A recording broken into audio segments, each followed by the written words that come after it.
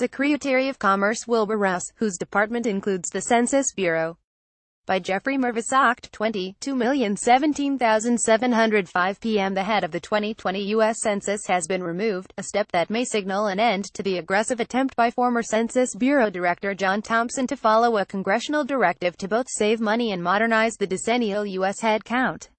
Last week, Commerce Secretary Wilbur Ross provided Congress with a new cost estimate for the 2020 census that was $3.3 billion higher than Thompson's 2015 estimate. Ross said Thompson had been overly optimistic in calculating the savings from new technologies and had misjudged the difficulty of having them ready by Census Day on the 1st of April 2020.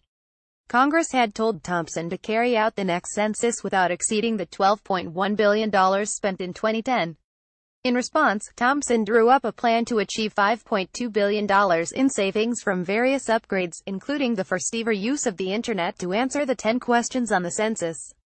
But Congress has repeatedly given the agency less money than it needed to test and implement the improvements.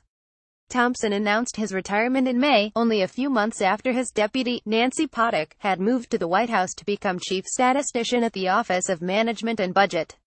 Thompson left on the 30th of June, and Ross promoted two census veterans, Ron Jarman and Enrique Lamas, to fill the vacancies. Today, Jarman sent a memo to staff announcing that he was moving Lisa Blumerman, Associate Director for Decennial Programs, into a new role aimed at making better use of existing government records and carrying out the agency's various surveys and studies. Her replacement as head of the 2020 census is Albert Fontenot, a former top regional official during the 2010 census who had recently returned as her top aide. James Treat, a 30-year veteran of the Census Bureau, is being promoted to be Fontenot's deputy.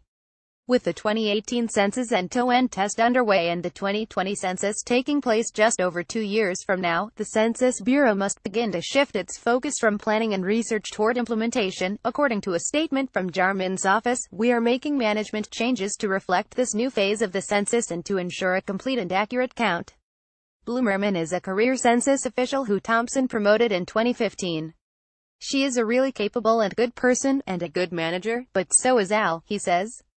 "I think the world of both of them."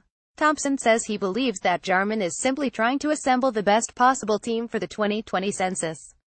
Jarman is heading the Census Bureau on an acting basis while Ross hunts for a permanent replacement for the position, which requires Senate confirmation. There is speculation that Jarman could get the job if he can show Ross the agency has softened Thompson's approach and adopted what one census watcher calls a blended model for the 2020 census that combines time-tested approaches with some new wrinkles. Ross' new estimate of $15.6 billion appears to be an admission that costs will go up, congressional wishes notwithstanding.